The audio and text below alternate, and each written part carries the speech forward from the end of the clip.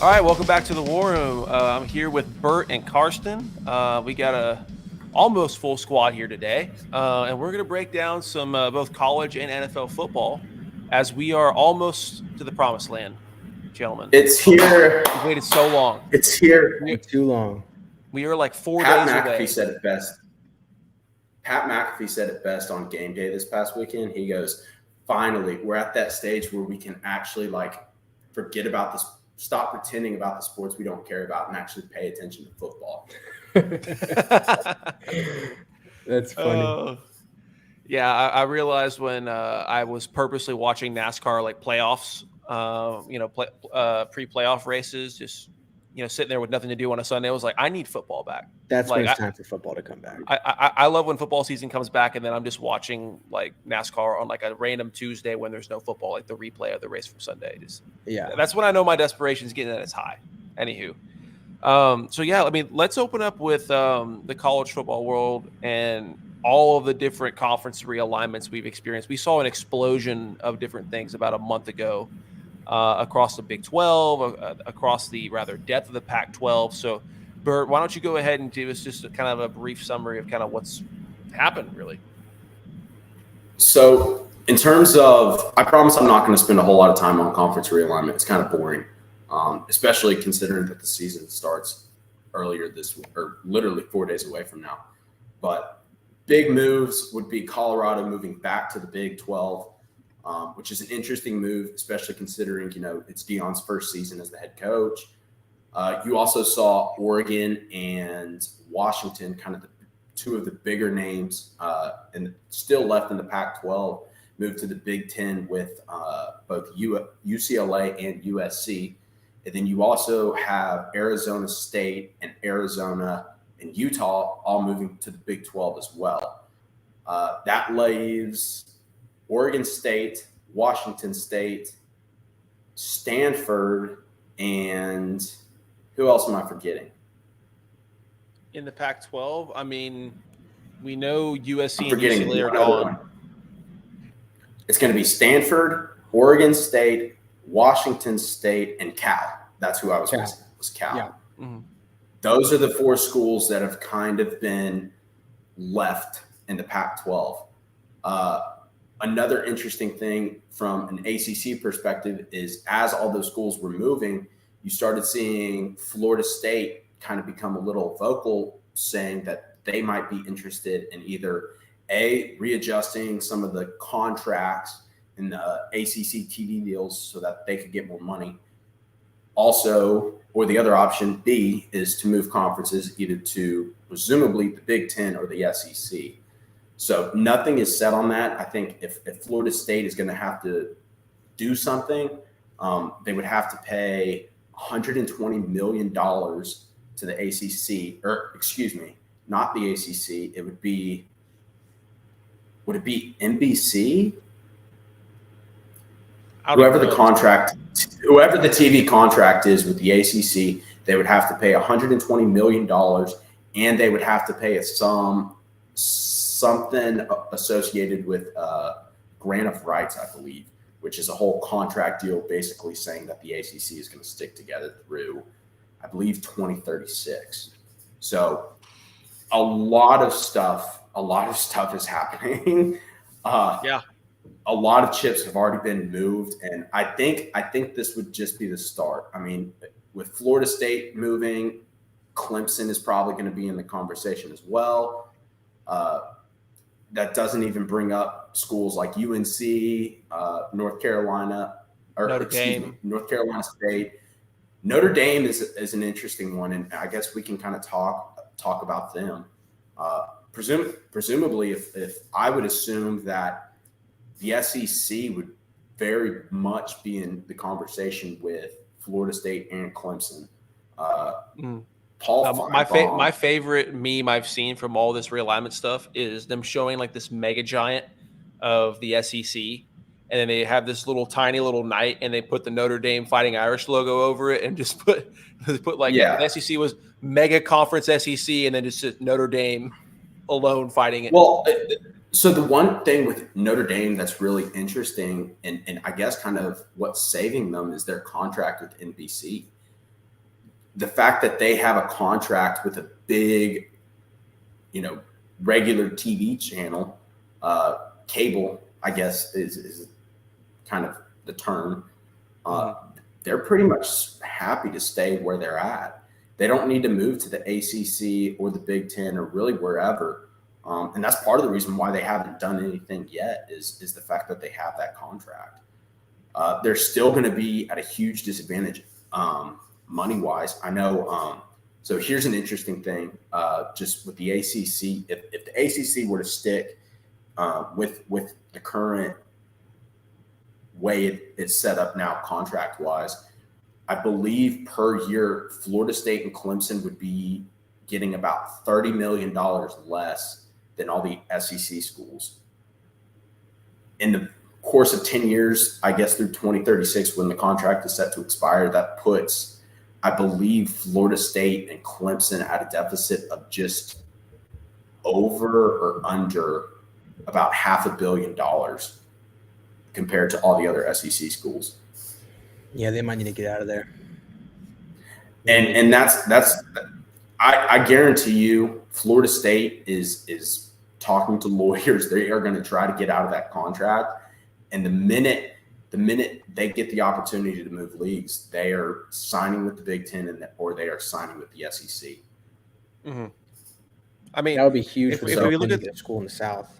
If we look at where like all these other schools are going, like Oklahoma and Texas, going to the SEC and all other kinds of schools trying to go to the Big Ten. I mean, when you look at a team like Florida State, that once you hear they're operating with deficit in any capacity, with their current situation or, any other similar teams in similar situations, all the moves we're seeing is about money and TV advertising, right? The SEC is the most profitable conference right now, with the Big Ten as a close second. And that's why these other teams, that even if they have a really, long standing with the conference, like Oklahoma in the Big 12, or now we're seeing with UCLA and USC, they're wanting to get out, of the Pac-12 as well. It all comes down to money, as everything does sometimes, right? So it does. It does. It'll be interesting. I was about to say, so I can take it from. There's almost a guarantee that Florida State and Clemson are going to be going to the SEC or the Big Ten. And I know I guess we can get Karsten's reaction, since he's more of a Big Ten guy. From an SEC perspective, it's interesting listening to Greg Sankey talk about everything that's going on. A lot of this talk was happening around the media day timeframes. And he came out and made a comment, and he was saying that, from an SEC perspective, there's really two things that we want to maintain.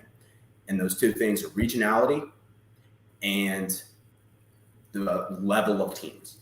If you think about what separates the SEC from other conferences, it's really those two things. We pride ourselves on having the best teams, maybe minus Vanderbilt, but we pride ourselves on having the best teams in the best conference, and we're all generally located in the southeastern portion of the country. Vanderbilt just catching strays out here. And I'm sorry, Vandy. It's well deserved. You are in the outhouse. Hey, they own baseball, though. They own baseball. And look, Vandy absolutely deserves to be in the SEC. It makes sense that they are in the Southeastern Conference. They would be an above 500 Big 12 team. I mean, we know where they sit. I don't think we haven't even gotten this to the idea of kicking other schools out yet. It would be weird. We should do what like really the Premier League does, where like the bottom somebody three said kicked out. The other day. I would love relegation. That. Yeah, that would be incredible. Yeah, but it'd be hilarious.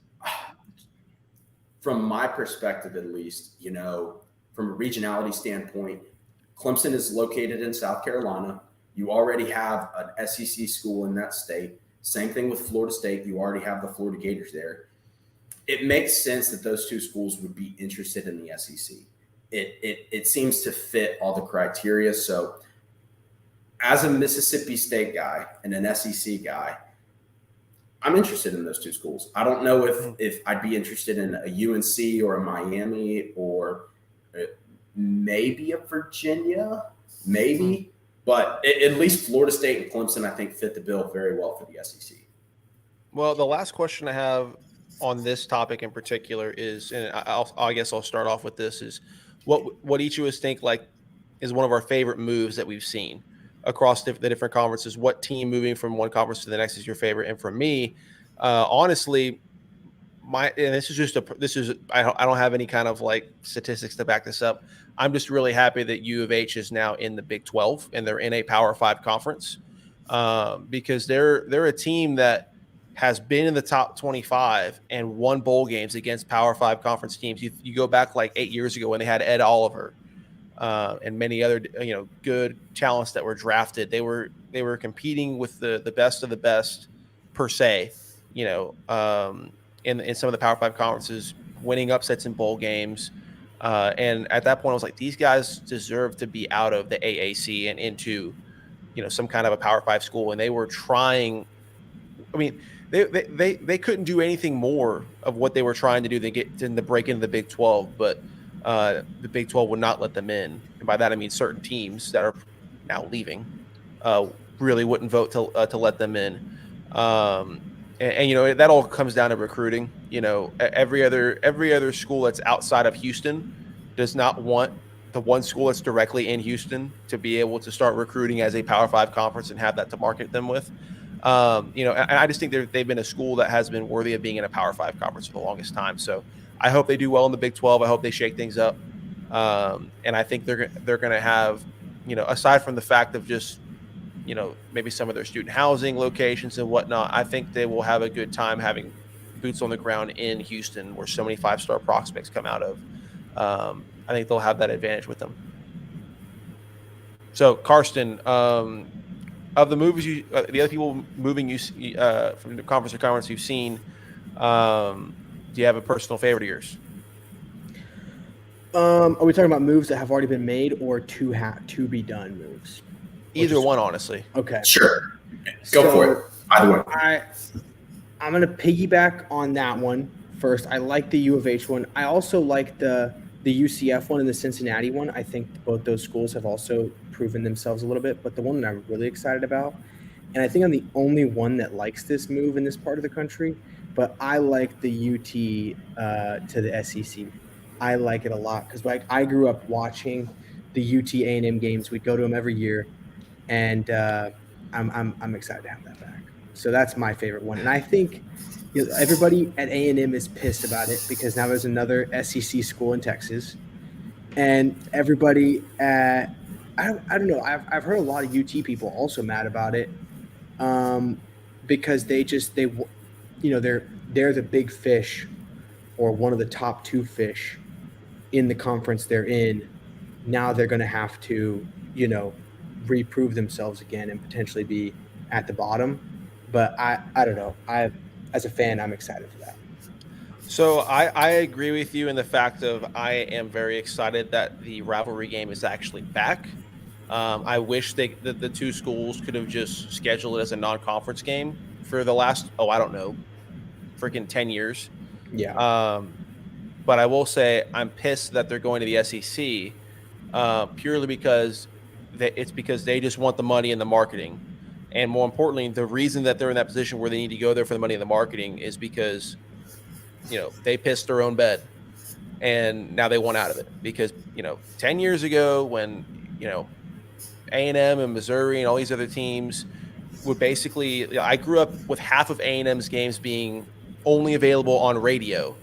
And then, the other half of the games we might be able to get on like the local cable satellite television or something like that. It was ridiculous. Like, it was a luxury if we were on like a primetime game at all. But Texas and Oklahoma would be on every single, like they would always be televised, right? Yeah. So all these schools, especially A&M and Missouri, Baylor, Tech, were complaining about the lack of airtime, and the top teams convinced them to stay in another 2 years. We do. And we're promised that we're going to get a Big 12 network. And then what did they roll out? They rolled out the Longhorn network. At that point, everyone was like, we've had it. So Missouri left, A&M left, and our programs immediately started getting a lot more revenue, a lot more exposure on television, all that good stuff.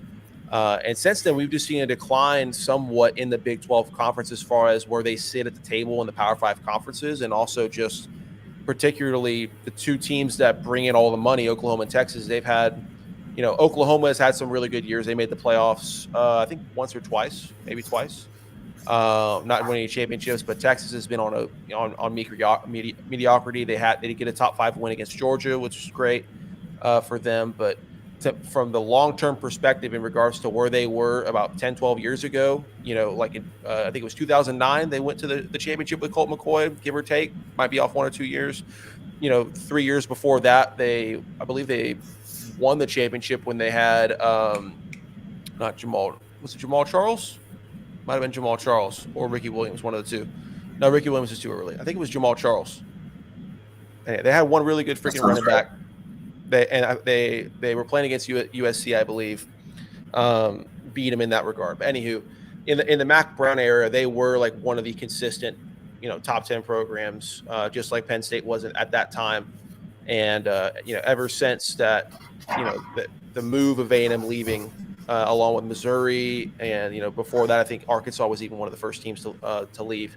That conference just hasn't been on the right track in general. So when you look at it from the long-term perspective, especially as someone like me who's kind of watched this process take place, from my perspective, with all my Aggie bias, it's them pissing the bed and them tired of sitting in it, so that they want to go to someone else's bed. So that's my only resentment. I say only. That's my resentment towards TU and Oklahoma wanting to come over. But 5 minutes later, the Aggie. Yeah, the Aggie has finished his rant. Look, I heard Texas. When you piss off an Aggie, you better sit down. What'd you say? I'll go ahead. I heard Texas is back this year, but we'll see what happens. Who knows? Well, look, I will say they do have a lot of talent on the offensive side of the ball. They're very skilled. So we'll see what happens. I'm excited for them to be back. Remember, we will cover that in a second. Stay on track. Yes. Look, just a preview. I'm the king of tangents. It's going to go everywhere. Yeah. Okay. So Bert, who's your favorite mover? I'll go ahead and wrap up. So I'll kind of lead in and I say the fact that Texas fans are mad that they're moving to the SEC and A&M fans are both mad that Texas is joining the SEC. It's what makes a college football rivalry awesome, and it's what makes the sport just absolutely awesome. Oh yeah, they're all pissed to be there. Both fan bases are pissed at each other for joining. We're not happy you're here. We're not happy to be here. Exactly. But okay. I have to say it's Colorado.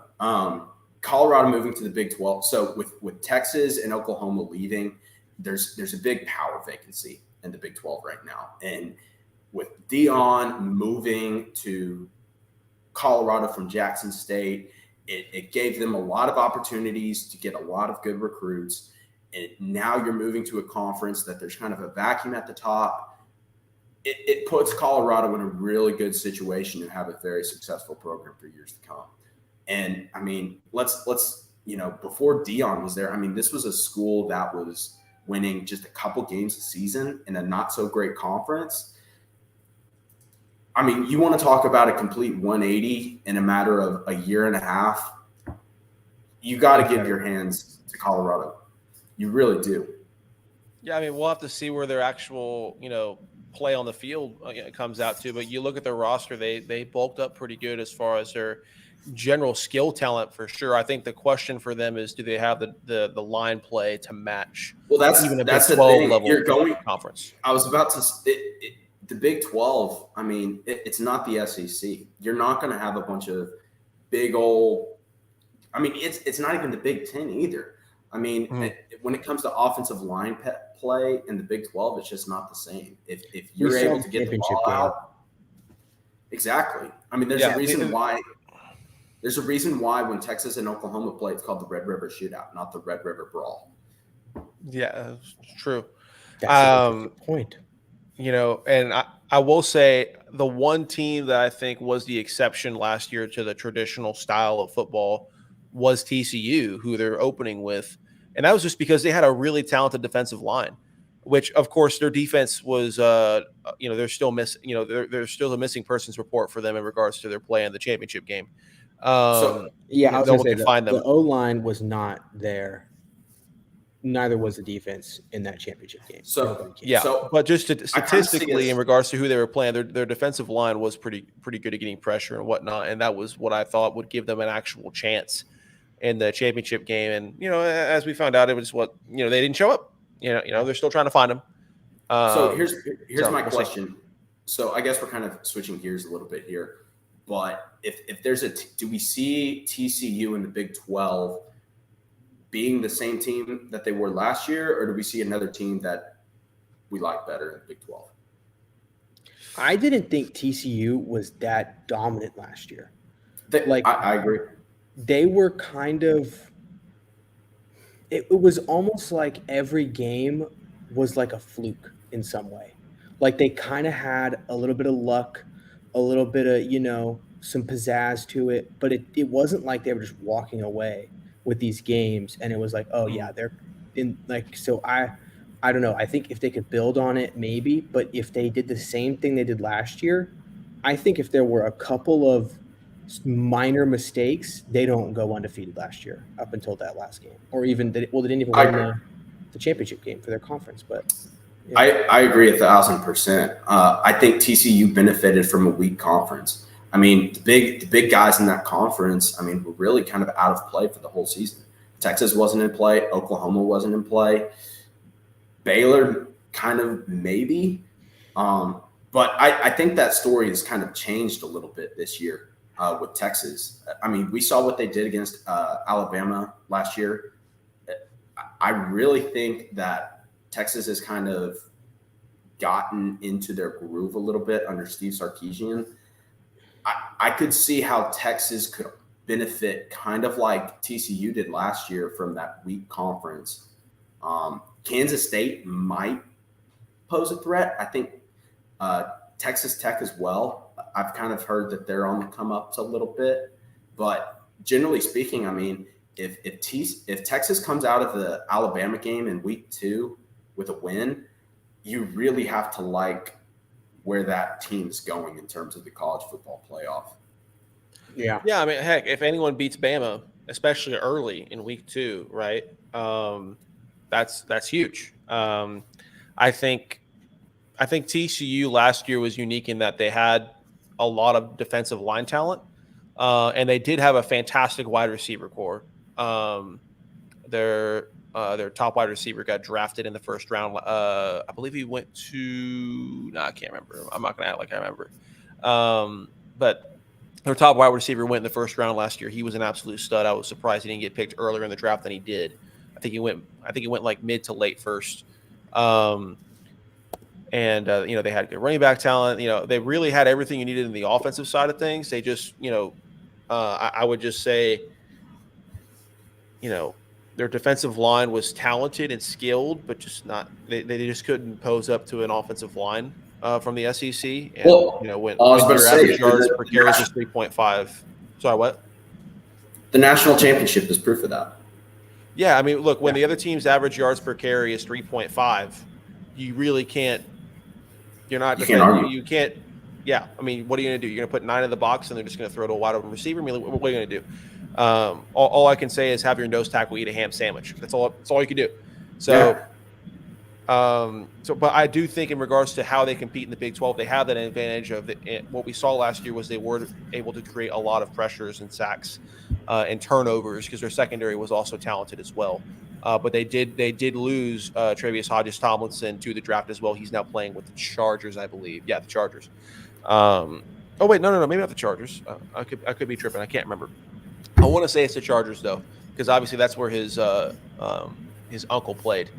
Who was my hero growing up, LaDainian Tomlinson. But it's going to be interesting to see where the Big 12 pans out. Honestly, in regards to a lot of the conferences that we're looking at previewing, like the Big 12 was the one that I think is the most just on skates. Like, it's wide open. What could happen? I genuinely believe that. Texas has a lot of talent, but their usual problem is executing, especially in the big moments. Oklahoma, they lost Caleb. They lost Caleb Williams, and all of a sudden it's Oklahoma. They're still trying to figure out the whole Lincoln Riley leaving for USC thing. Oklahoma State is Oklahoma play for the conference championship game, but I haven't seen them cusp into the top 10 in rankings in so long. And then Texas Tech, they're always graded being slightly above average and maybe upsetting somebody who's on the quest to try to get to the conference championship. Baylor, I think will be better than that, but I don't know where they're going to sit. Kansas State, I think, would be pretty good. Yeah, no, Kansas State could do it, especially on the offensive side. So they're a team that can always win via an offensive shootout, which is half of your Big 12 games, anyways. But they are coming that conference will be fun to watch. I think Colorado will be a cool team to watch in there as well. Very excited for Colorado. So if we had to pick, I'll put everybody on the spot real fast. If you had to pick your Big 12 champion and then pick maybe a dark horse in the Big 12. You can't pick OU and Texas for both. Has to be different teams. How bad OU was last year, you could. Maybe you could, but So I'll start. I'll say your Big 12 champion, and I'm sorry, Kohl, it's the Longhorns. And then a dark horse, I think, is going to be Kansas State. Those are my picks. Those are good picks. Okay, I think I'm going to. You can't agree. You can't agree. Yeah, it's okay. It's okay. I think I'm going to go Oklahoma State. I think they'll have a decent amount of people returning, and I think they're decently talented across the board in all positions. So when I look at like TCU, I love their defensive playmaking ability in regards to how it compares in their conference, but I think they lost a couple people on the offensive side of the ball, and I just don't know how they're going to stack up. They also lost, like I said, Travius Hodges-Tomlinson at corner, who's a staple in their secondary. So, in a conference where the air raid is a big thing, not sure how it's going to stack up. So with Oklahoma State, I feel like they have the most returning people. I could be wrong about that. But I think they're in a decent spot. Maybe they're more my dark horse than my front runner, but I think my dark horse to win it, just because of the pure talent, right? We have no idea how this talent's going to play on a Power 5 conference, but when you look at who Colorado's brought in on their roster with all the the 5 stars they brought in, Colorado's a team that I feel, they're still in the big Pac-12. They're still in the Pac-12. They haven't moved yet. Oh, I thought they already moved to I thought they already moved to the Big 12. No, next season, 2024. 2024?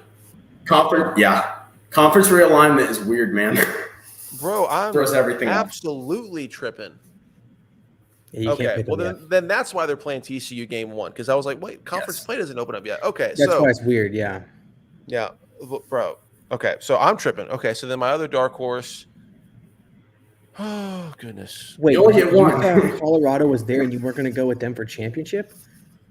That's wild. I would have gone Colorado for championship if they were. Like I said, a lot of talent, but we haven't seen it on a Power 5. You don't need to. Play. Morale is an all-time high. You don't even need to see him play. You don't need to see him play. Hey, look. If Dion had all 10 of his toes, I would say lock him in, but he don't. I'm kidding.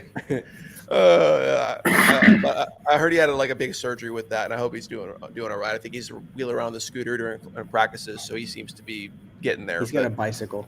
All right. So Kohl, I need quick answers. I don't know. Contender. A title contender. I'm still going to Oklahoma State. They're always in the conversation every year, and then dark horse title contender. I'll have to go Kansas State as well. Good picks, Karsten. I'm going with the emotional picks on this one, since y'all have nice stats for yours. I just made a new friend that owns a cigar bar at OU, so I'm going OU for championship. And that's great logic. That's great logic. Yeah, I think so. Okay, and my sister-in-law just started at Baylor, so I'm picking Baylor for my dark horse. She's got that lead course. So now I'm in trouble. In trouble. She's going out there. She's running the flag, across the field. There you go. At the beginning of the games. So, well, I think that was me. That was me. Well, I'm in trouble. I was about to say running flags. I know nothing about that. Oh dear. Here we go. All right, so let's move on. Pac-12. Who do we like? All right, screw it. Colorado's winning it all. Now that I know what conference they're in, Colorado's winning it all. Yeah, 100. Wait, no. I got a hot take. I'm going Washington. Ooh, I'm going Washington. I like sorry, Michael Penix a lot. He was absolutely lights out last year. He's got another year under his belt. I think that kid's going to be great. I hate watching him because he's a lefty. It messes with my mind. But I think he's incredible. Mirror the screen. Mirror the screen. Oh my gosh! All right, my contender is going to be USC. Caleb Williams coming back, another year under. Yeah. Oh, why can't I? Lincoln Riley. You gotta like the Trojans, man. How they do if they can literally put up if they can put up any kind of defense, then they see could that's make the problem. That's the problem. Well, here's the thing. Here's the thing with the Pac-12 this year. I think the Pac-12 is probably one of your most wide open conferences. I could, and I don't want to steal anybody's thunder, so I'm not going to mention any specific team names for your dark horses. But when I say there are multitude of teams that could be in that college football playoff conversation in the Pac-12, absolutely. I would agree with that 100%. So yeah, I'm just worried about USC because when you have a talent like Caleb Williams, who's pretty much like if he declares for the draft next year, he's a 100% number one overall at this point, barring any injuries or any kind of craziness that goes on.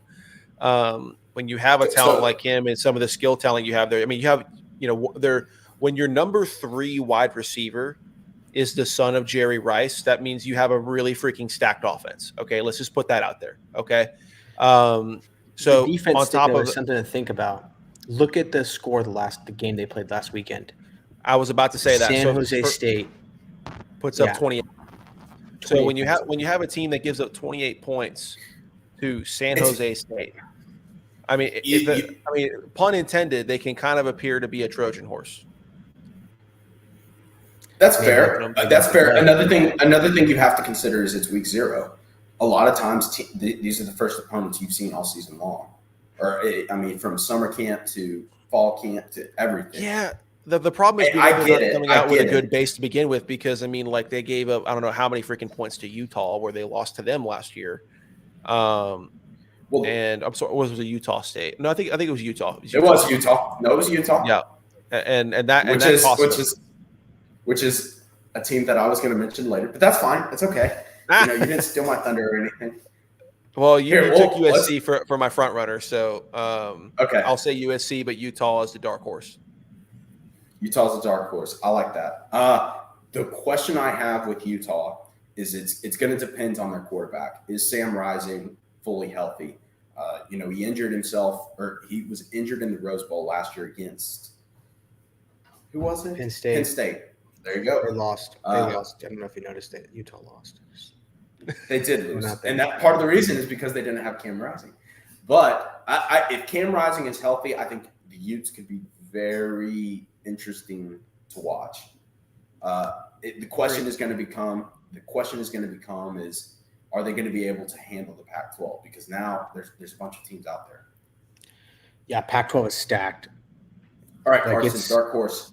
You could pick for Pac-12. Pac-12. Easily Colorado. I think I'm very excited. I'm very excited about Deion. I think that yeah, I would run through a brick wall for Deion. 100%, dude. I would run through a brick wall even if I knew there were 10 more beyond that one that I would have to run through. Because he would put in me the confidence that I could do it. I could do anything. Yep. And I think he's got those boys fired up. Yep. I think you're right. And he's doing a lot of good coaching with integrity as well. Like he's really turning those boys into men over there and teaching these guys how to play the right way and live the right way as well. So when you see a guy that's doing so many things the right way, even with his flashiness in some areas, and all the things that he's doing for some of the kids over there, I would run through, like you said, 10 brick walls for that. So I hope they level everybody over there and just win the whole freaking thing. Yeah. Okay. I like the Colorado pick for dark horse. I think you're a year early though. I think this is Deion's first season. I think this is his first season. He still needs to establish himself first. Yeah. once you move to the Big 12, I think that's when things open up for Colorado. Hey, when you have Travis Hunter possibly playing both ways, any game is on the table. Well, actually, no, it is confirmed that Travis Hunter is going to play wide receiver and cornerback. Like, he will play both ways, and he will return kicks. I don't love that. So the snaps on the defensive side are going to be limited, but my guess is he'll come in for red zone. My guess, because he's got so much height at corner. I mean, it would definitely help. Is he trying to pull a Jabril Peppers? He's trying to pull a Dion. I mean, that's what Dion did. Well, fair enough. Except he's taller than Dion.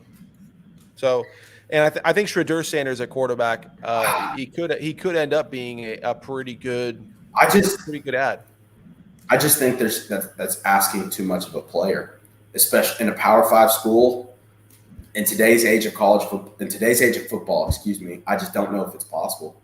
If he was only a dual threat center quarterback and a person that relied on RPOs and a lot of different purpose out of pocket passes to be dynamic and make explosive plays, and he was coming from that environment into the Power 5 area, I would agree with you. My only counter argument is, while I do think there's always a risk in him every game going forward, when you look at the upbringing of Shedeur, when he was playing high school ball, he made it a big deal that he wanted to be one of the first, athletes coming through in his family, especially, that was focused on being a pocket passer quarterback, even with his athleticism, right? With someone with his athleticism usually focuses on the dual threatness, right?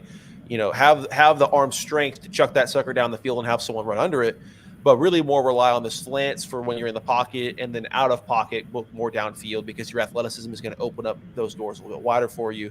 But Shedeur has all of his training through high school and everything else under his father has all been about how can I make plays from the pocket. I mean, he knows his athleticism was going to be there even when he got to college, but he has been a pocket passer-driven quarterback since he was really, really young, and it's made that a huge thing he's talked about several times on the record. So when I watched this film at Jackson State, I was really, really pleased with how much I saw that translate from high school to college as well. So I think when you have a person that was focused on, even though he has all the athleticism, he was focused on how can I generate without leaving the pocket unless I have to, and not having to sacrifice my body. He has that decision making for being able to find throwing lanes and throw to the right ones and do it accurately. And that's what you really have to have, even if you are a dual threat going into a Power 5 conference. So with him having that kind of mentality and training and experience, even from all the way back in high school in regards to how he plays the position, I think that will actually really help him in this Power 5 conference. So I think he's going to translate better than we think. I still think there's always a risk when you're a rookie in a Power 5 conference. It's not going to be as easy as it was at Jackson State. But I think the certain qualities in which he plays with will pan out to help his transition. It still seems like a lot to me. It just does.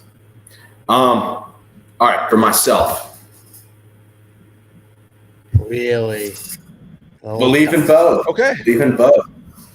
I like Oregon. I think Bo Nix was, he kind of had – he showed off at Auburn. He kind of had some rocky water there. I just like Bo. I think he's – but Shedeur Sanders in his current state is a better pocket passer than Bo Nix. I think Oregon is a better team. I think Oregon is more established than Colorado. Now that's fair. I'll just leave it at that. I just believe in Bo. I will have an. So then, who's your dark horse? That is my dark horse. Oh wait, so then USC. Who's your front runner? Okay, USC. Yeah. Wow. I will do a quick honorable mention for a dark horse. I'm gonna go Wazoo. Rest in peace, Pirate. Yep. And then I'll leave it at that. Yeah. Gone and not forgotten. Okay, so we move on to SEC? ACC. That's what I say. ACC. Okay, ACC. Oh, man. I think obviously Syracuse is my pick to win it all. Obviously, so they're the smartest team. I'll be honest here, guys. I think we all would have the same teams. It's just they would be flip-flopped here. Mm-hmm. So I'll just leave it at this. Who do you like better this year, Florida State or Clemson? Is so Notre Dame's not competing in the ACC again, right? They are not. They are an independent. I know, but the past couple of years they independently competed in the ACC, yes, and that was the biggest joke I've ever heard in my life. Some of that was with COVID, and they did it with other sports, not just football. But yeah. I think for football they're strictly an independent school. Yeah, they are now. But for I think 2 seasons in a row they competed. No, you're right. Championship. Which you're right. So weird. Stupid. It's beyond stupid. Just like Brian Kelly. Anywho, now for me, I would say my pick is going to have to be. I think I'll go Clemson, with the dark horse actually being UNC. Really? That's a good pick. Drake May is a very, very freaking good quarterback, and he's going to have some decent returners. They did lose a cornerback on the defensive side that had a lot of experience to Texas A&M with the transfer portal. But obviously, even the ACC somewhat could be a more offensive first type school. So I think when I look at a team that, if I was a Clemson, or as maybe a Florida State or a Miami, who would I be most worried about playing and being that person that could upset and run the table and go into the championship game? I would say North Carolina. I mean, you got Mac Brown coaching that team, who's brought them up from I don't even think they were 500 before he got there. In the last 3 years, he took them to an Orange Bowl, where they got beat by the Ags, which was an awesome game. But got several good first round draft picks from some of his squads, and continues to recruit well. So I think North Carolina is, in my opinion, the optimal sleeper pick. I think you're 100% right. I think North Carolina is a great sleeper pick. Drake May is legit. Somebody compared him. If he declares he's going first round next year. Somebody. I was about to say. Somebody made a great comparison on a podcast earlier today. I was listening to. They said Caleb Williams is like a mini Patrick Mahomes, and Drake May is a mini Josh Allen. And I think you're spot on with those comparisons. All right, so for my title contender, just because you chose Clemson, I'm going to go Florida State. I really like Florida State. They've had several years of really harsh times. I mean, losing to Jacksonville State. Losing Jimbo was big for them. Losing Jimbo. It's been a rough couple years of being a Seminole fan. But I think last year they seemed to make a lot of progression. Of course, beating LSU in New Orleans, first game of the season last year. I mean, made me so happy to watch Brian Kelly just being just a look of dismay during that game after what he pulled with Notre Dame. I was so happy. The one thing that's interesting to me when it comes to this whole Florida State Clemson conversation is I think I'm curious to see what happens in New Orleans this year between Florida State and LSU.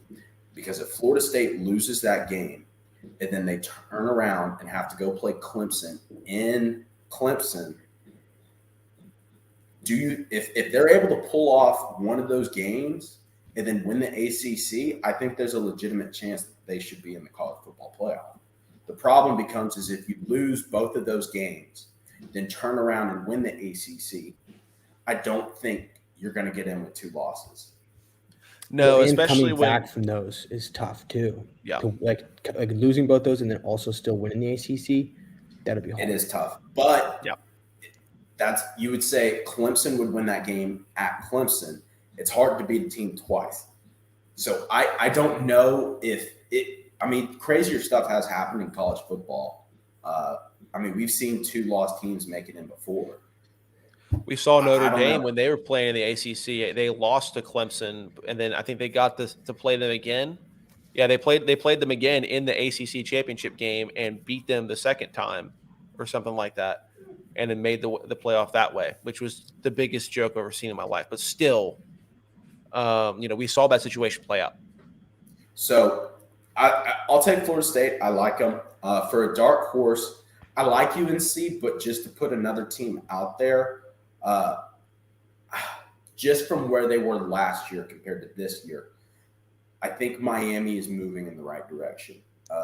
Dude, come on, taking both my picks. I'm sorry. That is unbelievable. I thought I was like, oh, nobody's gonna pick Miami. I don't think Miami the was my ACC number 2. I don't think the ACC is as wide open as some of the other conferences are. No, not even close. That I will say, I don't know that A&M game. I think it's like week 2 or week 3. Week 2. Miami and A&M. That's going to be a very interesting game because I think you. Are they playing at Kyle Field again? Because they played at Kyle Field last year. I think it's going to be a home game for them. It's a home game. It's going to be a home game for them. I think that's going to be an interesting test because now you have 2 teams that are kind of like on the edge of no man's land, and I think one team can use that as a propulsion into kind of more mainstream talk, and then I think you're going to see the other team kind of fade off into the distance. So yeah. I'm curious to see what happens with Miami. I still think your top 3 teams out of the ACC this year are going to be Clemson, Florida State, and UNC. Well, Karsten, when I'm looking at the rest of the board, I have 2 other dark horses, and I think I know which one you're going to pick. But let me open with your. I'll tell you what. Since pretty much like the only 2 like legit like front runner guarantees to are according seems to be Florida State and Clemson. How about you just pick 2 more dark horses? Yeah. Well, first of all, I think Clemson has completely fallen off. And I think that Florida State is 100% above Clemson. Okay. I was going to pick first, folks. I was about to say that. It sounds like you want to die on that. This is a hill I'm willing to die on. Absolutely. Okay. I like this hill. It's comfortable for me, honestly. It's a comfortable hill. Yeah. It is the high ground. Yeah. And there's higher ground for sure, but this is high enough. Okay. That's what I'd say. So now I was going to pick Miami because I think that they played really well in the A&M game. It'll piss Kohl off a little bit. And I think Miami, they used to be a very dominant program, and I think they have a chance to come back and reestablish themselves. So the one that I was actually going to pick, and then I switched to Miami, but now I'm switching back, I'm going to go Wake Forest. I think Wake Forest they showed some promise last year. They had some good games in there. And again, this is not. Sam Hartman's gone though, bro. No, I think it's okay. Oh, okay. Okay. I like Wake Forest. I think it could be good. Did they make a bowl game last year? I would think they did. Yeah, they did. They did. They did. Okay. So yeah, but like you're saying, like this conference is not nearly it's not like the Pac-12, it's the SEC. Yeah, it's a lot more one-sided, and that side being obviously Clemson's a favorite, Florida State, but besides that, I mean, not UNC is the only other ranked school coming into the season. So yeah, I would say Wake Forest, and then I think NC State had a decent better. They had a good year last year. Yeah. So I think they've got potential. I don't know. Besides that, I'm a little lost. I would say personally that the next dark horse on the table would be Pittsburgh because they had the best defensive line in the country last year. Oh, statistically, really? They did. I was shocked too. Thought it was Bama, but believe it or not, Pittsburgh had statistically the best defensive line in the country last year, and they're holding on to a decent amount of those guys. So you want to talk about a team that would be defensively able to lock in maybe a high-powered offensive team, in maybe like a UNC or maybe even a Clemson. But defensively force them into a kind of a barroom brawl where it comes down to one series, one drive, one play to win the whole game. It's the kind of team that could do it. Am I thinking about this right? Did Syracuse go undefeated for a large portion of last year and then almost upset Clemson and lose? It's true. I mean, that went to overtime too. That game went to overtime. Yeah, they beat Purdue, that came out swinging at the beginning of the year. I don't know. Maybe maybe it's just because a lot of the schools aren't ranked that we're not giving this conference a lot of credit. But maybe I don't know. Maybe I think you're scraping I think y'all are starting to scrape the bottom of the barrel. Yeah, we might. Okay, all right. We gotta move on. Let's go Big Ten. Yeah. Let's go Big Ten. Big Ten. And I'll preface by saying this. So we told ourselves before the episode started that at some point in the episode, when we get to our school's conference, we would allow ourselves to have a case for each of our schools. So it's coming. Yeah, wait. I tell you what. So Bert, this is Karsten's conference. So let's let him open. And since we have divisions here, let's do instead of a winner and a dark horse. Let's pick the two from the one from East, one from West. That's going to meet in the championship.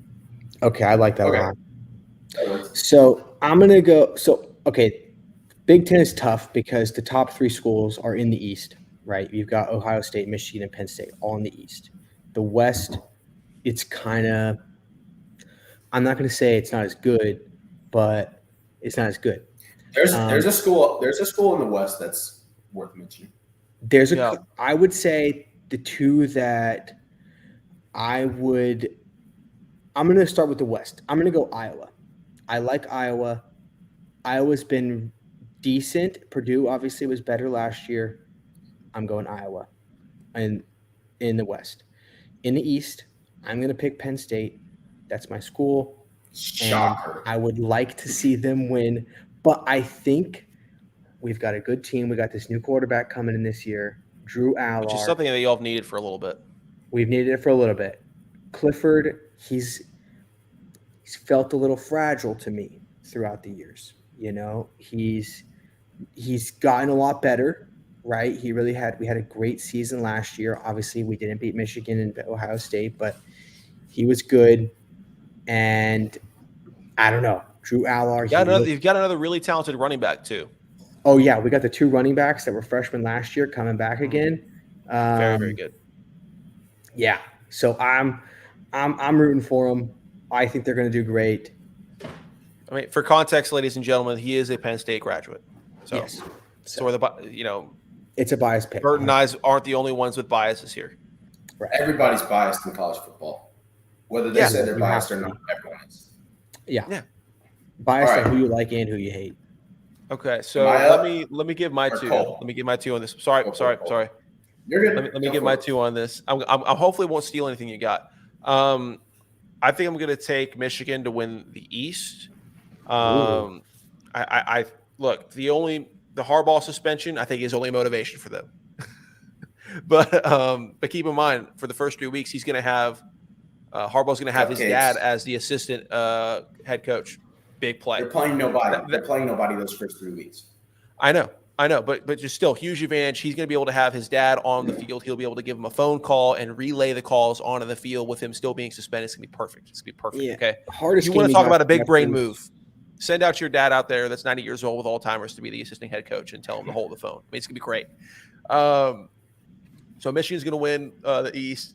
And then on the West side, for me, I think it's I was kind of torn between Iowa and Wisconsin, but I think with Iowa's inability to literally generate any percentage of offense last year, like despite them having one of the best tight ends in the country, I have to go with Wisconsin because that is the offensive line factory and that is a running back factory.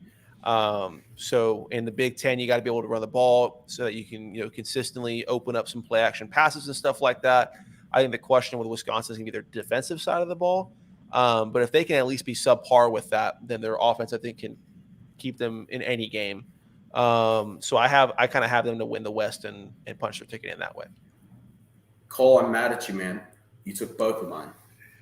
Dude, I kind of had a feel in my back pocket. You're going to steal my thunder with Wisconsin. So I was like, no, I can't have this. No, I can't have this. You definitely Wisconsin's my baby. Did.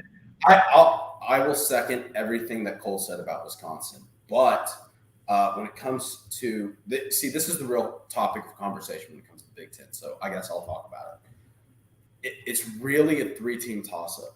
It's between Penn State, Ohio State, and Michigan. I could easily see it to where these schools do a 1-1-1. Everybody loses to one of those schools, and then you have a point differential thing play out. The reason why I'm going with Michigan, I think Michigan is the most proven out of those 3. just from last year moving forward. Ohio State. So I understand that Ohio State is able to produce quarterbacks, right? They've done it with Justin Fields. They've done it with C.J. Stroud. There has to be a fall off at some point. There really has to be. Now I understand. You have every wide receiver that's every single wide receiver from Ohio State is going to go in the top 10. I understand that. But I think Michigan's the team to beat. I really do. I think there's an argument to be made that Penn State might be in that conversation. You never know with the whiteout. But I think Michigan's the team to beat. Yeah, I would also say that if I think that's Michigan a really good State point. get rid of those ugly neon uniforms or whatever, like the dark green with the neon over it with just that it just said state going across. Oh yeah, they're ugly. If they got rid of those, then I would say they could win it all. But they still have those, I think. So sorry, you're out. You can't win with being that ugly. Sorry. You bring up an interesting point with Michigan State. I can't even remember what they're paying that coach, but it is insane. I could easily see Michigan State making a different move at the end of the season. They could. If he doesn't at least get them to 8 wins this season, I would say he's out. I mean, you want to talk about a disappointing team? I mean, come on. That was a team that like 8 years ago was always in the top 10 and was known for having a fantastic defensive front every year. And they had none of that last year. Similar contract to Jimbo, $95 million, 10 years. Which is from a non-producing school. From a non-proven coach. Yeah. All right. The Lord's Conference. Yep. It's time. All right. SEC, Bert, you get the privilege of taking this one. Starting? Yep. Okay. So we got the West and the East. Same thing. Pick one from each. Okay. So with the East, see, it's I want to. The East is pretty simple. It's Georgia. Until they prove otherwise, it's Georgia. Somebody made a comment the other day saying that, the offensive coordinator is leaving and Stetson Bennett is leaving. Who cares, man? This wasn't a team built on offense. This is a defensive heavy team. The defensive coordinator's still there. Kirby's still there. You better believe Georgia is going to smack you around. The dogs are coming. And they still have a really talented tight end in their stable. I forget his name. Brock Bowers. Bowers, dude. That's who it was. So I heard an interesting take the other day, and I could totally see it happening. Brock Bowers may be one of the first tight ends to win the Heisman. I mean, you want to talk about could happen. You want to talk about completely having to readjust the defensive scheme to one player. There's the definition of it. Well, you want to talk about how talented they were last year. Like their other tight end who's 6'7" and 255 pounds or whatever and runs a freaking 4.7 or something like that is looking like a freak of nature with the Pittsburgh Steelers in preseason right now. Like like watching him in joint practices, just absolutely like jump up like he's freaking Randy Moss and Moss people, but then come down on 2 feet and look so non-clumsy for a tight end of his height and weight. It's insane. So when Brock Bowers is really more of your number one target than that dude was. Yeah, he was under Brock Bowers. Yeah.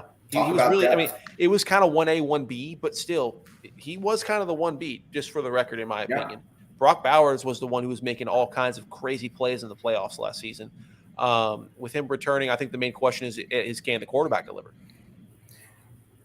He might not have to. That's the crazy thing. Heck, just go Georgia Tech on him. Just go Georgia Tech, triple option all the way. Let the defense hold them, the team to like 3 points. I mean, that's the thing that's crazy. I mean, with Georgia's defense, I mean, if you hold the other team to under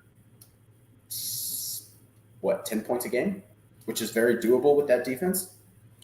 Yeah, didn't it take like 5 games for a team to score a touchdown on them last year? Yeah, it was pretty insane. Something ridiculous like that. That's ridiculous. Pretty insane. So, all right, switching gears for the West. I think it's going to be LSU. I think it's going to be a rematch of last year. I might just leave it at LSU because I think somebody here might take the other one, and I can kind of jump in at that point and talk about why I'm choosing LSU over this other team. So I'll just leave it at LSU for now. Okay, I'm gonna have to go with the. Let us know why A&M is the number one team in the SEC. All right, so with the West, Texas A&M is going to break my heart in some way. I don't know how. They get creative every year of how they just give me any kind of expectation and just knock me out. I mean, it just somehow they find a way to knock me out and put me into sad hours on many Saturdays. But who I picked to win the West, it could be Bama, it could be LSU. I'd say it's a toss up between those. I don't see Ole Miss being a player in the game. So for me, I'll say Alabama because I trust Nick Saban's coaching over Brian Kelly 11 times out of 10. I knew you were going to say Bama, so this is why I waited. I think Bama's big question mark this year is going to be quarterback. I think LSU's big question this year is going to be coaching. With the Yankee, you have coaching one of the most Southern teams in all of college football, trying to impersonate on day 2 of his little meetup he had with all the LSU's fans at the basketball stadium. So it's a great day for me and my family. I mean, look, when you have that guy coaching LSU, he stopped doing that a year ago. He stopped doing that a year ago. Okay, here's why Bama is going to struggle, right? Hold on. Don't say he stopped doing that a year ago. You can't tell me when he walked in the booster meetings he doesn't try that again. I have a list of things. You can't just interrupt my train of thought here. Okay. I'm an Aggie. It's what we do. I know you're very annoying / distracting, but let me go. Okay. So here's the thing with Bama, right? You have been under a long stream of quarterbacks. From Jalen Hurts to Tua Tagovailoa. I can't even say his last name. I'm not even Tagovailoa. Whatever. To Bryce. We don't English or math. To Bryce Young, right?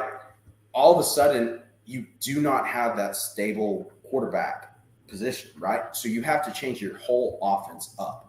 From what I've heard, it sounds like Alabama's trying to go back to a run-heavy type scheme. I don't know what that scheme is going to play in college football these days. With these high-powered offenses, I don't know if that's going to be able to happen. Now, granted, if there's one team that can pull it off, it's Alabama. It's probably Alabama and Georgia at the top of that list. But, I mean, for years you have been under this pass-heavy scheme with Lane Kiffin when he was the OC, and you've been banking on this system for so long, and now you're going to change it up. I don't know. Another thing to consider here too is they had a transfer come in right after summer camp. They had a transfer quarterback come in at summer camp, and you want to know what that tells me? That tells me that Nick Saban doesn't trust Milroe. He's quaking in his boots. That's fair. But I will say, you have to keep in mind in your back pocket that this team almost won a couple, two times they almost won championships. That's with Bryce Young. Hold on. They almost won championships with Bill O'Brien as their offensive coordinator. Do you know how good you have to be to even get close to a playoff? It's Bill Alabama, O'Brien as your offensive coordinator. It's Alabama. I don't care who it is. Okay, I don't care. I don't care if he's coaching the 2008 Steelers. If you have Bill O'Brien as your offensive coordinator, really coordinator of anything, head coach of anything, do you know how hard it is to sniff a championship? So you seriously think here's the decision, Bert. Here's the decision. If they chain Bill O'Brien up and threaten his family, Natty's there. Okay, that's how big of a difference that would make. And if Brian Kelly can actually come out as a Yankee, the true Yankee he is, and stops doing these little 360 camera TikToks with these recruits and actually focuses on coaching a defense, then look, LSU could win. So like I said, it's going to come down to coaching, in my opinion. You have the Yankee on one side with Brian Kelly coaching a bunch of guys straight up from the swamps in the South. And on the other side, you have Saban, who really hasn't had to change a thing. and he just needs to chain up and lock away Bill O'Brien and tell him to go play with his crowns, and they win. So both coaches have things to do. I think the easier thing is, you put a SEAL team on O'Brien and keep him locked away. That's easier to do than to tell Brian Kelly not to do the stupid things he does. That's just my opinion. I say it's quarterback play. That's what's going to decide the SEC West. Don't put logic and reason into this decision. You'll find yourself confused. Yeah, I think you're both wrong. So in the East, did you your East pick, Cole? No. I'm going. Right, I'm going to say. I'm going to say screw it. I'm going Florida. What? Just screw it. Screw it all. Incredible. Burn it all. All right. All right. No comments there. No, I'm kidding. I'm going Tennessee. The backup they had, Hendon Hooker last year, had a cannon of an arm, and I think they're a team that can do it on both sides of the ball. But not a good decision-making process, sir. Yeah, I think the easy pick here is obviously Georgia. I'm going Georgia. I have friends in Georgia. Do watch out for Tennessee, though. Yeah, I think Tennessee definitely can be a weapon. One other team from the East, just to mention, South Carolina and Kentucky. Kentucky, somewhat, yeah. Now, and Vanderbilt, dude, they're on a 1-game win streak. So, let's not. I mean, I'm not saying championship, but it's definitely what you have to do to get there. You have to win one first. So, watch out for the Commodores. Now, I think you're both wrong in the West. Okay. Now, I have a case for A&M, and I wish I had a PowerPoint to go along with this, but I can tell you exactly why they performed poorly last year and why they're going to win this year.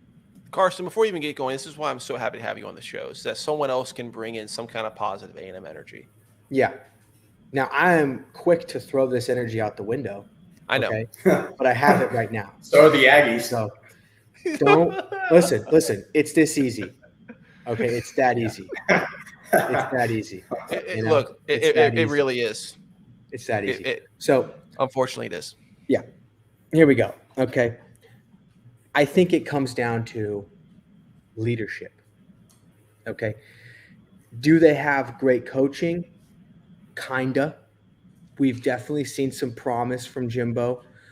But sometimes it's not about the leadership and the coaching staff, but on the team itself. Okay. A&M had, I think, the largest recruiting class they've ever brought in last year. They had nobody on that team that was a recognizable name, that was a sort of like, people from Texas will understand this, the J.J. Watt of their team. They didn't have the guy on the field that they could rally behind and say, this is our guy.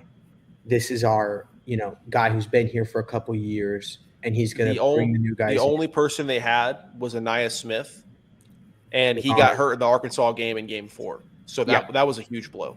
He is coming back this year on a 5th year. They need somebody who can establish culture and bring these new guys in and have a leader for them. That's my TED Talk. I think they're going to win the championship. I will say, I think on the offensive side of the ball, I think the QB race, I haven't heard who's the front runner. We saw 3 different people get time at quarterback last year, and at one point we were going to see a walk-on get to play quarterback. It was that close. Yeah. But Max Johnson and Connor Wigman, who is out of Bridgeland in the Texas area, those 2, I believe, are the front runners. And I think it could be 50-50. And we may see games where they rotate the 2. I think they're both pretty talented. They have their own stats that sway in their favor either way. But I think my gut tells me Wigman will get the start. They did lose Donovan Green at tight end, which hurts. He was fantastic last year. But they do have Max Wright to back him up. But as far as the skill talent, I mean, you got Evan Stewart, you got Aniyah Smith, Moose Muhammad at the wide receiver core. That's going to be great. That's going to be one of the best wide receiver cores we've had probably in the last 5 years, to be quite honest with you. Offensive and defensive line is what it comes down to for me, because I was worried somewhat about running back with A-Chain being gone, but with Le'Veon Moss looked okay. And the other 2 guys they have back there I think are going to be good as well. So I think what it comes down to is for last year, the offensive line hurt us in so many different areas because not only did we have young QBs that struggle with decision making, but the offensive line, we could not get any kind of push out of them. Any run that we had that went past 3 yards was an absolute miracle and an act of God. Well, it was just a young team across the board. Well, yeah, the problem was last year when you have people like Bryce Foster, Ruben Fothery, and the right or left guard. I think it was the right guard. When you have those guys who all got playing time as raw freshmen the year prior in 2021, and Bryce Foster especially did pretty good. Fothery did okay in his rookie freshman season. When you see those guys come back, you would expect them to take a next step and be bigger, faster, stronger. We saw that somewhat in flashes with Bryce Foster. I mean, he really is. He was all SEC as a freshman. He is fantastic in my opinion. But he had snapping issues because the offensive line coach made him switch the way he snapped the ball 2 weeks before the season started because that's a great idea. But then he struggled with injuries, and then Fothery didn't look like he improved at all. He still looked terrible in his pass blocking ability. I mean, when you have the guy from Appalachian State getting 2 sacks on you, dude, come on, it just doesn't make sense. He still has some of the same problems that he does when, believe it or not, I actually played this dude my senior year. He was a wee sophomore, but he was still 6'7" and 285 pounds, and they put him at guard, believe it or not, which made no sense because you put that kind of guy at tackle because you want your long legged guys at tackle, but they put him at guard because he stood straight up every play when he was that young, and he doesn't do that necessarily too much anymore, but he still has some just techniques he's working out, in my opinion. He just doesn't look as rock solid as some of the other right tackles I see in the SEC. So I think he needs to improve. The O-line play as a unit needs to improve. They need to be averaging at least 2.7 to 2.8 yards per carry on average, or that offense won't be able to do anything. Because if you combine young quarterbacks with an inability to get a run game going, that's just going to lead to more mistakes from the young quarterbacks trying to force things, throwing the ball on 3rd and long. And that's what we saw all last season. So if the offensive line can't get it together, A&M will not have a 6-win season. They will do the same thing they did last year. Well, I think that's what this improved morale is going to do for them in the locker room. It's going Do I get to make my case for my team now? Yeah. Cowbell ringer, please go. Well, I had to make the case for Kohl's team for him. Apparently, I get it. Kohl needs some emotional support. Aggies do. Yeah. I just know I'm one of the most biased people on this channel, so like I wanted to do my absolute best to like have the most neutral approach to my team. So that's fair. I felt like that's I'm 100% doing. Fair. I feel like everyone who's listened to this podcast for the last 2 years, we are very biased. Sick of my opinions on A&M. Yeah. So to have it from a neutral party of Karsten, I think that's good for everybody. I'm picking my team to win the championship. But that's great for you. I'm glad you're doing that, and we appreciate it. Okay. Okay. Yep. All right. So here's my case. I'm not going to be as long as Kohl, I promise. Nobody is. All right. Will Rogers, quarterback, Mississippi State, has over 10,000 yards in passing. Sure. Really? Say that it's old. Yes, 10,000 yards in passing. You might say that's because he actually has a year after this too. He is set to set the SEC passing record this season. Now, sure. You might say that's because of a Mike Leach system, Rip Pirate. But you are now bringing in – so with Mike gone, you hire the defensive coordinator. We're going to be a defensive-focused team. But you hire the offensive coordinator from Appalachian State, Rut-Row Raggies. You hire the Appalachian State coordinator. He's going to be running more of a pro set. Will Rogers was very very happy in the fact that he was no longer going to be seeing these drop 8 defenses anymore. The passing lanes are going to be open a lot more, right? That looks really good for State offensively. Now, the other thing I want to bring up is this.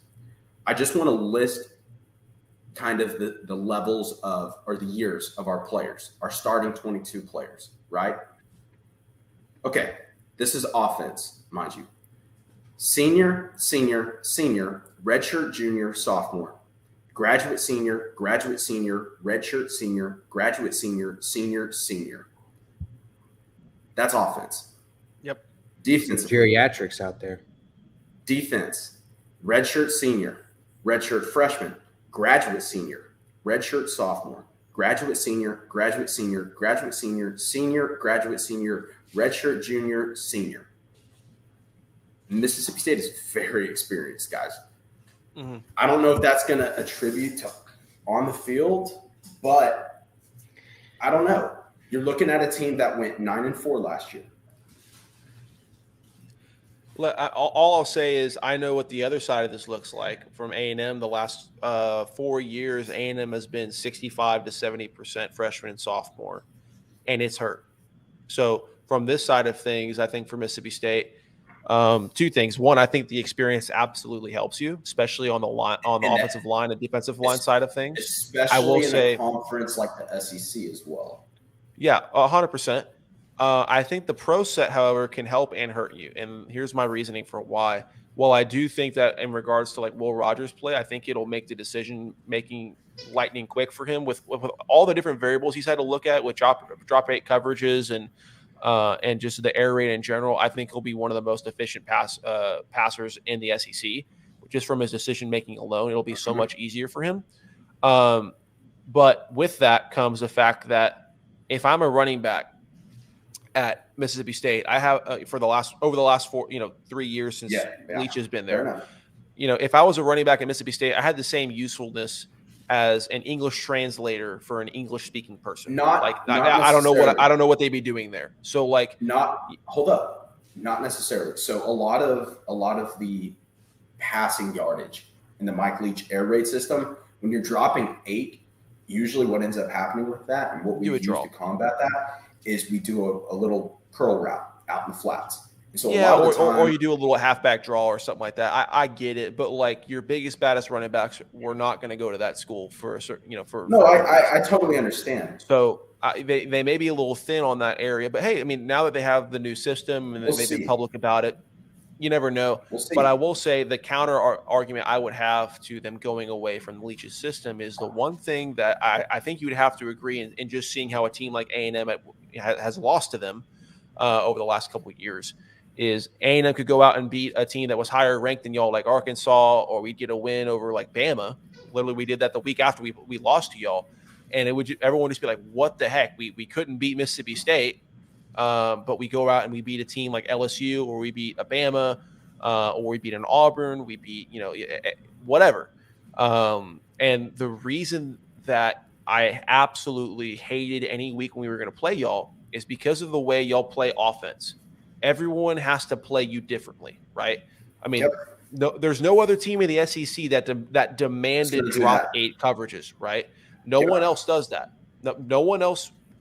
Does every other team have to go, okay, hey, guys, everything we've been doing with like a 4-3 over and stuff like that, or occasionally going into a 4-2-5, like, hey, look, guess what? We got 3 down linemen this week. Figure it out. Like, we've got 1 week to figure out how to play this team. So I think that we may see these two positives and negatives kind of just level it out.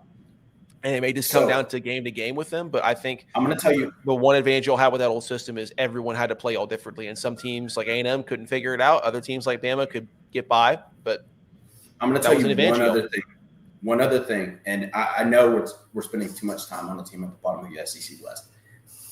Trust me, they won't be on the bottom. Hey, I'm going to tell you this: low expectations. Set your expectations low, and you'll always be pleasantly surprised. Let me tell you this.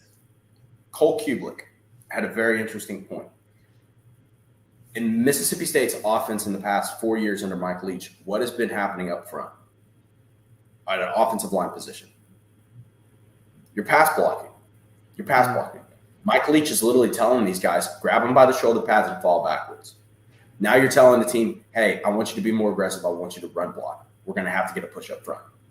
You've had guys that have been in this system for 4 years and completely doing a 180 from an offensive line perspective. In a league like the SEC where up front is so critical, I could see that very coming back to hurt us. I could see easily where automatically you start seeing Will Rogers under a lot more pressure, and I could see maybe some bad decisions resulting from that.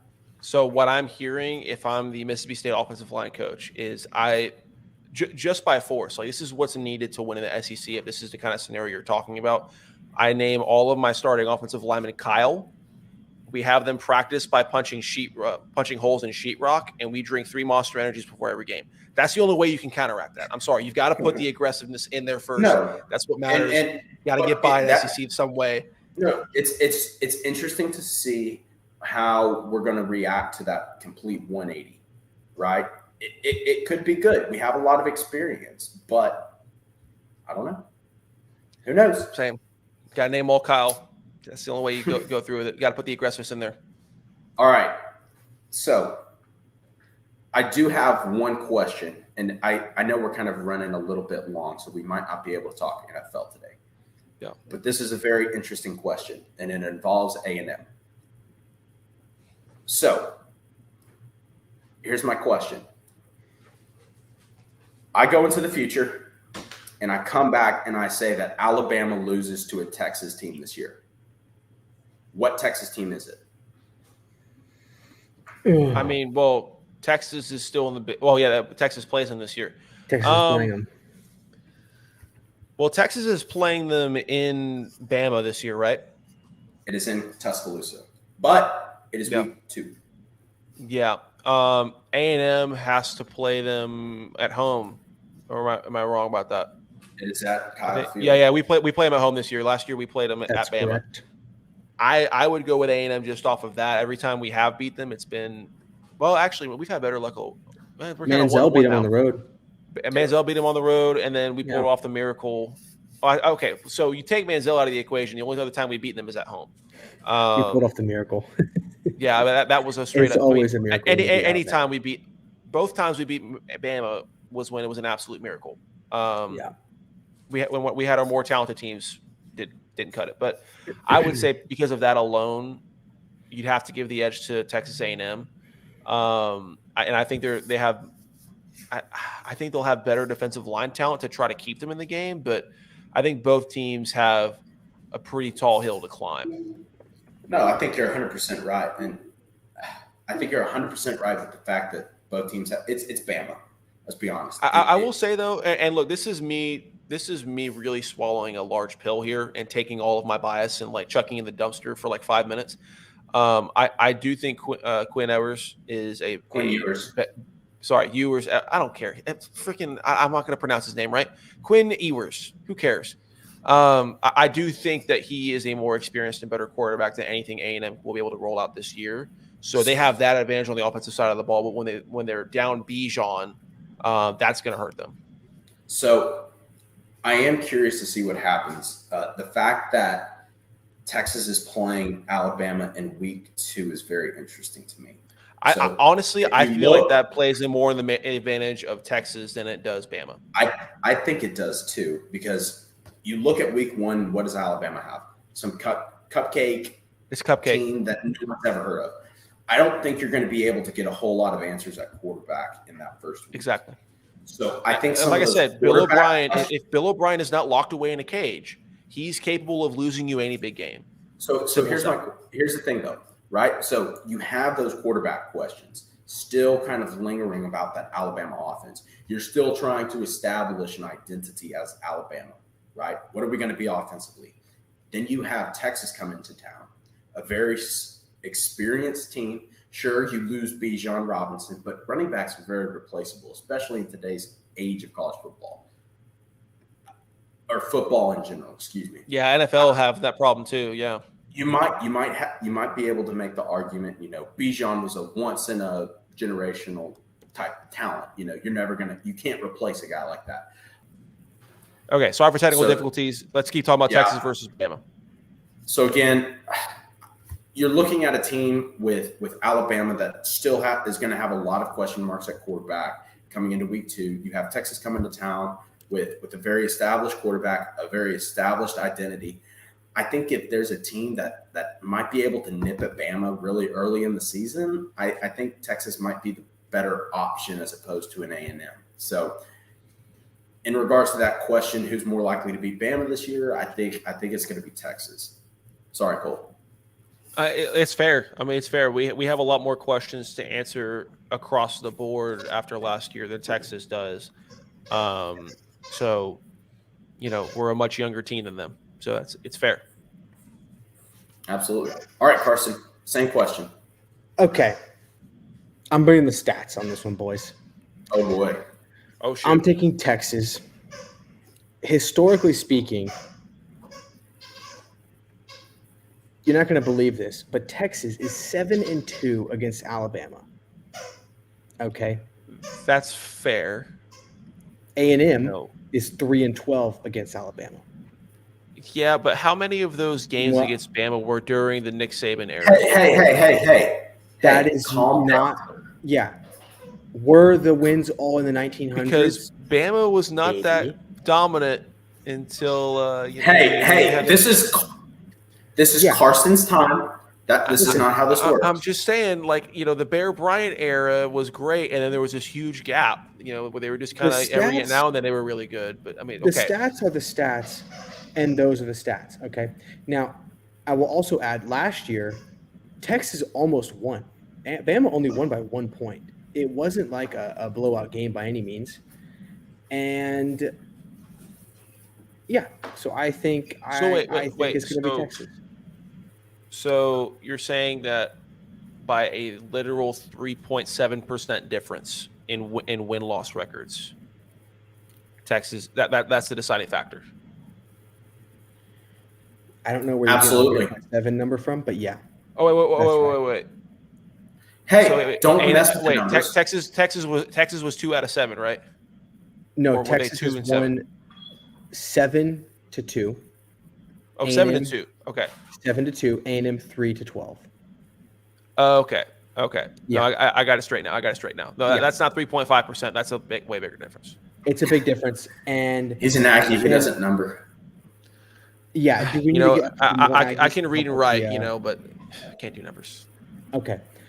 So we got that. And then also the fact that I think Alabama is going to, since this is week 2, we don't know what their offense is going to look like. They could have some troubles, like you were mentioning earlier with the quarterback situation. I don't know. They're going to be trying a new offense they haven't been running in a couple of years. We'll see. But I'm going Texas. Fair. Over all right, A&M. We don't really have time to cover NFL as much as we initially planned because, as usual, we're running over. But with all the preseason buzz that's been going around, I want everyone to pick your biggest surprise that you've seen from highlight of the preseason. Yeah, I mean whether it's a player or whatever.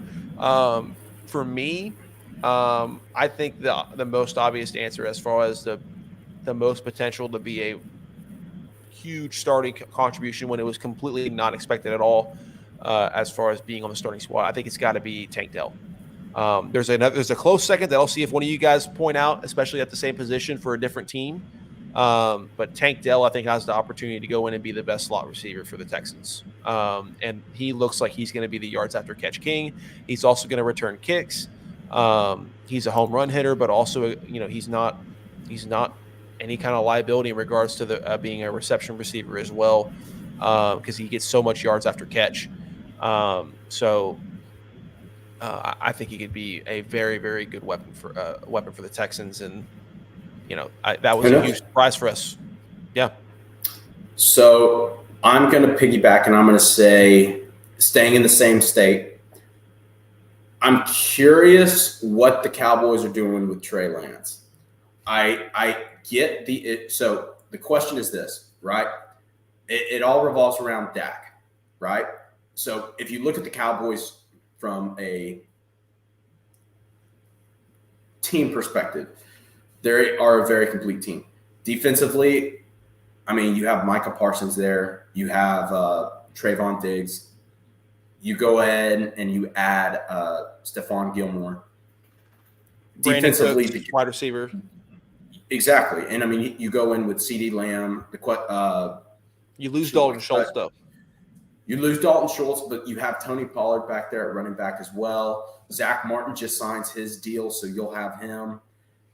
The really only question is going to be quarterback with Dak. I know interceptions were a problem last year, so you go in and you get Trey Lance as a backup? Question mark? if Dak doesn't perform, maybe you throw Trey Lance in there. I don't know. I don't know what I think about the move. It's either could be a genius move or it could kind of be a boneheaded move. But I don't know, dude. When Sam Darnold is ahead of you and Brock Purdy beats you as well, who was possibly going to go undrafted last year, like I just don't get. What did the Niners give up to get Trey Lance? Wasn't it like nothing? First rounders? Oh yeah. As far as drafting him, they traded 3 first rounders to get him. I mean, basically, if they didn't hit on the Brock Purdy pick like they did, which was an absolute like complete long shot, that GM would be fired today. I like John Lynch though, man. I think John Lynch. I mean, you want to talk like the whole Nick Boat? I mean, you go in and you get Christian McCaffrey. You just have one bad draft pick. I mean, if you thought Trey Lance was the guy, I mean, I totally understand. I mean, but there's a bad draft pick, and there's trading 3 first rounders to do that. Like that's Bill O'Brien worthy management right there. Like when you lose that much just draft capital on someone who basically goes in there, plays for about I don't know. But the question is a half a game. You've made so many good decisions, right? But you make one bad decision, and I feel like that's going to be held against John Lynch. I don't think that's fair. I'm just saying people have gotten fired over less. I'll say that. But look at where the Niners are in terms of results right now. I mean, they went to the NFC Championship. They're going to be a front runner to go deep in the postseason still, even with all the shenanigans there and the misplaced investment. Just think how better they could be in the future if they would hold on to those. Fair. And but hey, I mean, draft picks as we've seen with the Los Angeles Rams 2 years ago, going on the screw them picks train. Draft picks just start becoming as valuable in regards to immediate 1 to 3 year turnaround of team applicability. So you have more and more teams saying screw the picks and let's trade them away and go get someone who's maybe got 1 or 2 years left in his prime and roll the dice. I like I said, people have definitely gotten fired over less in the NFL, but I will say there has been one person in particular who has taken more to get fired over, which, the butt chin of Bill O'Brien, Kohl is there's a laundry list. About that at all. I know. Oh, I'm sorry. Am I coming across as petty? I don't mean to do that. The greatest rivalry in the history of this podcast is Kohl versus freaking Bill O'Brien. God. Rightfully so. When you trade DeAndre Hopkins for a glorified ham sandwich, you're on my crap list. Okay. We're too late in the pod. When you make yourself the emperor of Houston, when you serve as not only head coach and GM, but also lead counsel, and you mess everything up to the point that you did, I'm going to have beef for life with you. I'm so thankful I don't have to look at that stupid butt chin in press conferences anymore and look at his mediocrity in offensive mindset any longer. I'm so happy he's gone. Just when I thought we were going to get through a podcast without talking about Bill O'Brien. Well, I already mentioned it, locking him away at Alabama, but that doesn't count. He mentioned it a few times. He gets brought up here and there. All right, Karsten. So I'm going to preface this with I'm typically on the wheeled sports side of this podcast, so I did not watch a single preseason football game this year. I've been busy watching F1 and motocross and having beers at the lake. So what I did see, though, was Sean Clifford got the backup quarterback spot on the Packers. He got a touchdown. And, yeah, I'm pretty excited about that. Nice. So that's hey, I mean, Jordan Love, if he has a shaky start, which is, with kind of his whole situation, that could be more probable than not. Yeah, Clifford could be getting some reps. We could see an emergency Clifford game, and honestly, I'd be down for it. I think his style suits the NFL better than it did college football. And if he's got some good receivers over there on a good line, I think it could be magic. Who knows? I agree. It could be kind of a Daniel Jones situation where he gets thrown in the NFL and he looks better than he did in college because of his, pro set pocket passer, tendencies. I mean, what every single, quarterback that gets picked late is thinking in their mind, Go. Tom Brady got picked late. Yep. So 199, pick 199. So we'll see, but that's mine. All right, fair game, boys. I will say the one that y'all missed. I think is a definite is Jalen Hyatt for the Giants. That dude is looking incredible. Well, he looked great at Tennessee, man. I know, but no one was expecting him to take over to the extent that he did. Like, he's going to be their wide receiver one. You perform well in the SEC where defense is king. I don't understand why you don't look at that guy a little bit more from a GM perspective. I mean, where did he go? I can't even remember. What do you mean? What team? Draft-wise. Oh, I don't know. I have no idea. It wasn't first round. I just know no one was expecting him to kind of come out of there being like what looks like the for sure wide receiver one. I know they have what's his name? I don't know why I can't remember. Sterling play for Oklahoma. Sterling Shepard. Yeah, Sterling Shepard. Yeah, you got him coming back from an ACL tear last year that was non-contact, which I hated to see because he's talented. Good kid. Jalen Hyatt, 73rd pick overall, 3rd round.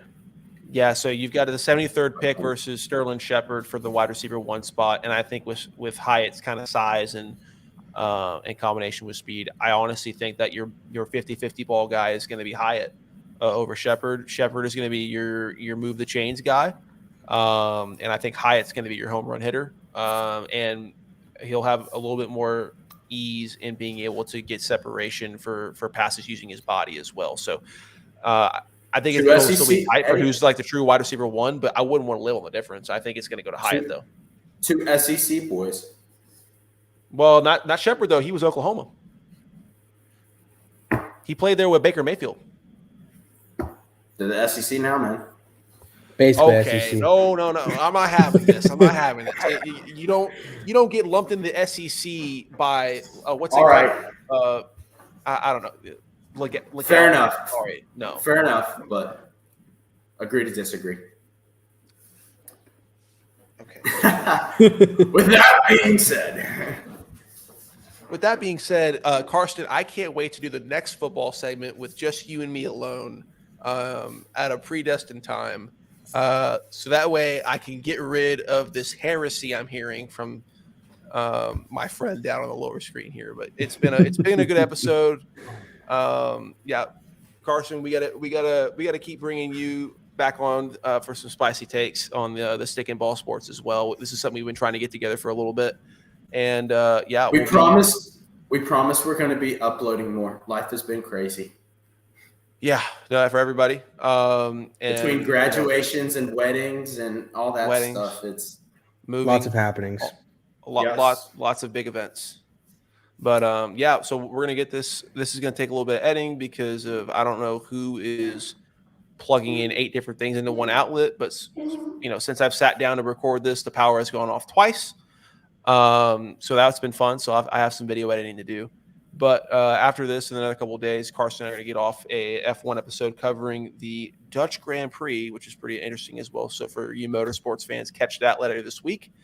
And we're going to have to talk about Super Motocross too.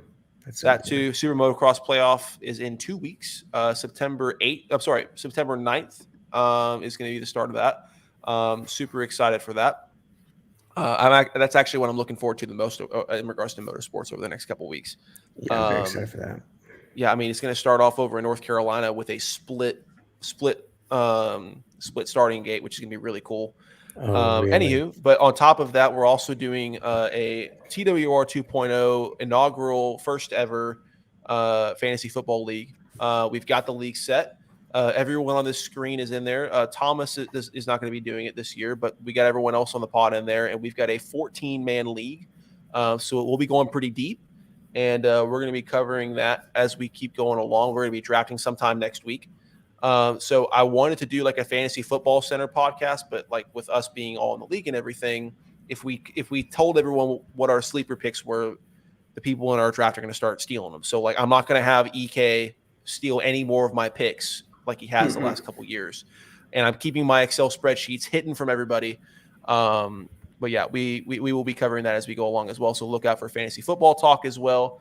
A lot of cool things in the works. So with that being said, thanks for listening to this episode of the War Room, and we'll see you guys next time. Peace. Deuces.